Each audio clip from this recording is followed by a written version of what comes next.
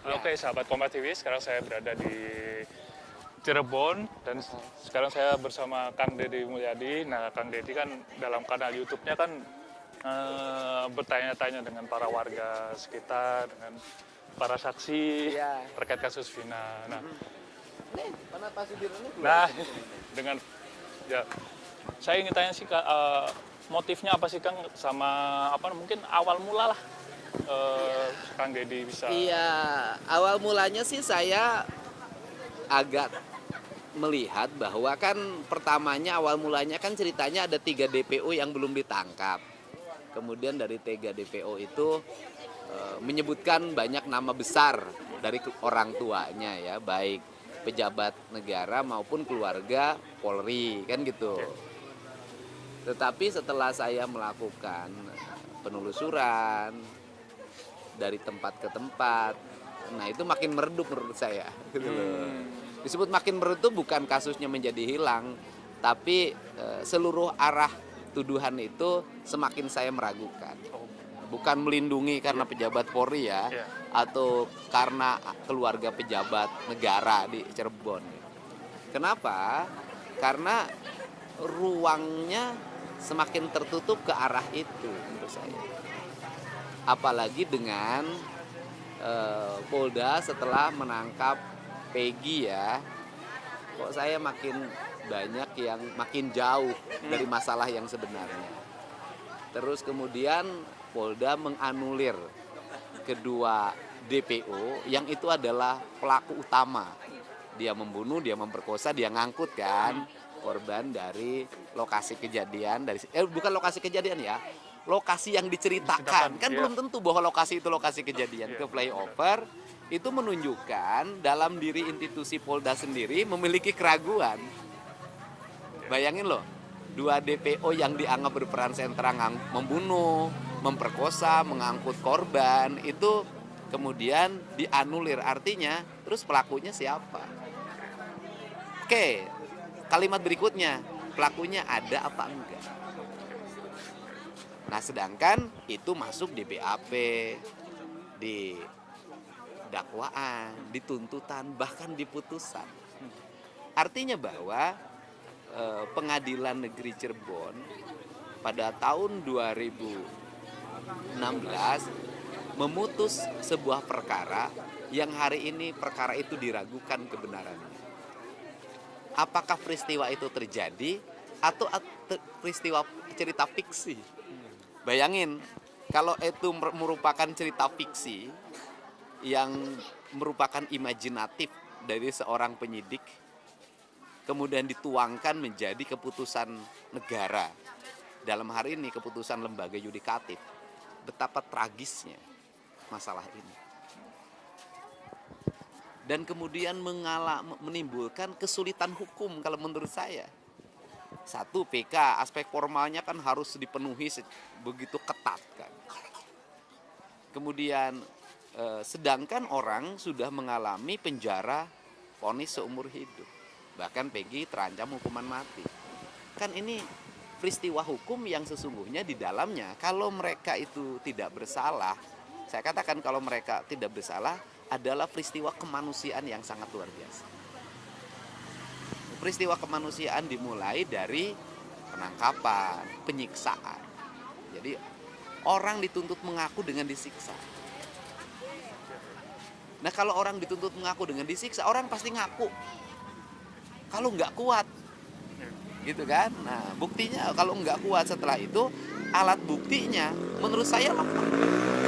Kan kalau sebuah peristiwa hukum, apalagi pembunuhan, manakala alat bukti yang bersifat sains itu tidak ditemukan, kan menjadi problem utama. Apalagi pengakuannya dilahir dari penyiksaan.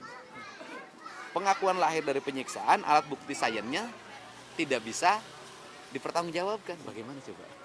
Kan kalau orang, kan bagi polisi tidak penting orang mengakui.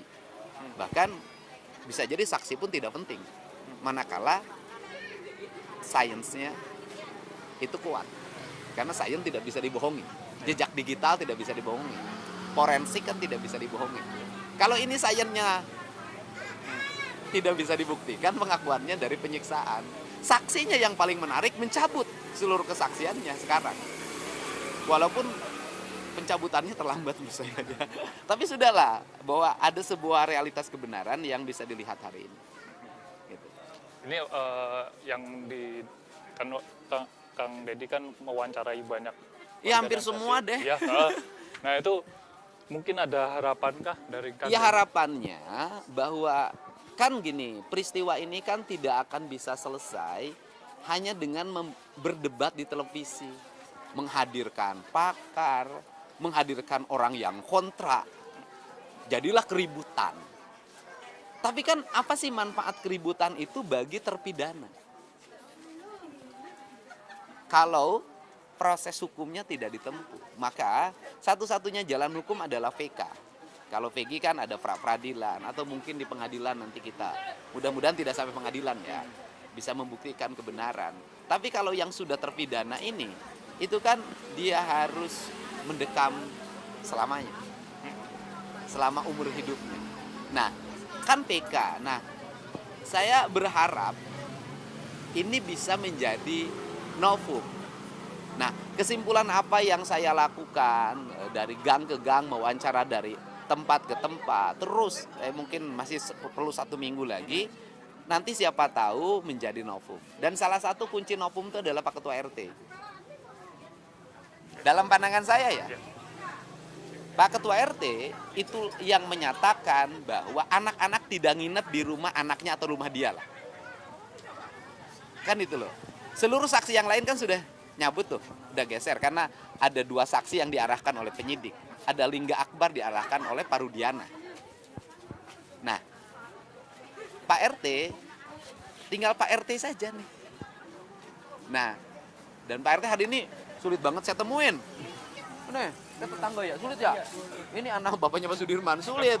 Lah, tapi suatu saat pasti ketemu. Nah, kalau nanti misalnya, kalau Pak RT kekeh, kalau sudah selesai, ya udah kita uji deh.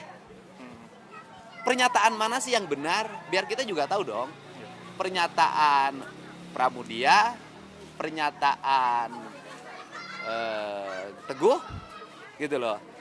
Dan yang lainnya termasuk pernyataan para terpidana atau pernyataan Pak RT. Kan gampang menurut saya ya. Uji aja di Mabes Polri. Cara bagaimana menguji di Mabes Polri, saya yakin Pak Oto udah tahu tuh. Bagaimana cara menguji di Mabes Polri, gitu loh. Secara apakah misalnya, bagaimana cara mengujinya sudah dilihat. Kalau nanti ditemukan bahwa yang bohong itu misalnya anak-anak, ya sudah, gitu kan, saya juga akan mundur. Kenapa? Berarti anak-anak memberikan kesaksian yang bohong pada saya. Ngapain saya bela yang bohong? Gitu loh. Tapi kalau di Mabes Polri bahwa yang bohong adalah Pak RT, saya maju terus. Gitu loh. Ya kan? Ya. Karena kuncinya tinggal di Pak RT kalau menurut saya. Nah, sekarang aspek digital. Kan Pak Anton Carlyan mantan Kapolres sudah menyampaikan. Oke, kalau pernyataan-pernyataan itu sulit dipercaya. Gitu loh, ya. Oke. Gampang, mereka kan rata-rata punya nomor handphone. Waktu itu zaman BBM. Udah, buka saja. Pada jam itu, detik itu, menit itu, di mana posisi mereka menurut jejak digital di providernya masing-masing. Ya kan? Gampang kan? Udah aja buktikan kalau nanti jejak digitalnya ternyata mereka posisinya berada di tempat kejadian, di tempat perkara, saya mundur. Kalau nanti hasil forensik digitalnya ternyata mereka itu ada di rumah Pak RT, saya maju terus. Baik. Nah, termasuk Peggy. Peggy itu sudah, ibunya sudah ngasih petunjuk. Ngasih petunjuknya bagaimana? Ngasih petunjuknya adalah bahwa ketika rumahnya digerebek polisi, katanya kan sorenya, besok sorenya, ibunya menghubungi suaminya. Kan ada tuh, ke saya juga ngasih nomornya. Ini nomor saya, nomor suami saya, tinggal dibuka. Bener nggak ada transaksi pembicaraan antara Peggy, antara ibunya Peggy dengan bapaknya pada waktu itu? Atau kan Peggy pakai nomor handphone Peggy Itu berapa? Pada waktu peristiwa terjadi kasus ya, Vina dan Eki, saya tidak mau menyebut dulu kasus pembunuhan. Kasus musibah yang dialami oleh Vina dan Eki. Lihat posisi HP-nya, nomor itu posisinya di Bandung atau di tempat kejadian. Mudah ya? Gampang kan? Ya udah, bilang aja gampang. Dari sisi digital itu gampang. Jadi udahlah, kalau kebenaran omon-omon, susah orang mempertanggungjawabkannya. Yuk kita cari kebenaran digital aja. Siap, Kang Ya, Dedi. kasih. Terima kasih banyak, Kang Dedi.